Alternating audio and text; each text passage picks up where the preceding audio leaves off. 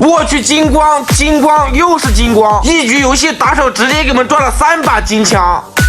接上个视频，我们点了单赌到单，这边打手已经给我们赚了7个多亿了。真没想到这把辐射区爆率如此之高，这边打手刚下辐射区灭了一个队，说出金光了，我们直接去看一下。我去，极品3属性的 P90，你敢想？直接拿上。打手说前面又爆了个金光，我们直接去看一下。我去，第2个金光，来让我们看一下什么属性。我去，空心弹头的狗杂 ，OK， 可以，我们直接拿上。打手说这边前面还有个金光，我去，这把3金光，你敢想？一把游戏3个金枪，我去，极品属性的妹控。这他喵的纯金仓库指日可待了，但是我还是想要我的火焰刀。这边直接就让打手过来刷 boss， 我都已经有纯金仓库了呀 ，boss 你不要爆红光了好不好？吊刀，我去，金光不会真是刀吧？来，我们过去直接看一眼。怎么是个7级甲呀？可惜。第一把由于没有出火焰刀，打手还需要接着给我们补。我们直接减一下打手的头位，直接开启下一把。第一把也是飞彻泥赚了560万，得吃3把金枪，这爆率你敢想？可惜没有出刀。第2把还是狼子，直奔辐射区先刷个 boss。赌到单，顾名思义就是不出火焰刀，打手就要一直给你打。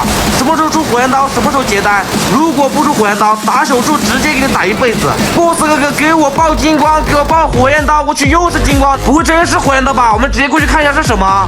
哎呀，怎么是个7级甲呀？我真服了，我就想要火焰刀啊！第2把打手直接清图，这边捡一下打手的变卖物，我们直接开启下一把。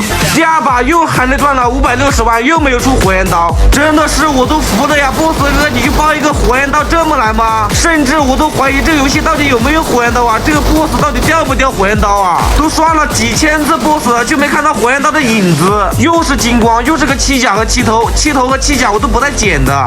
这边刚准备去撤离，就发现门口有个守门员。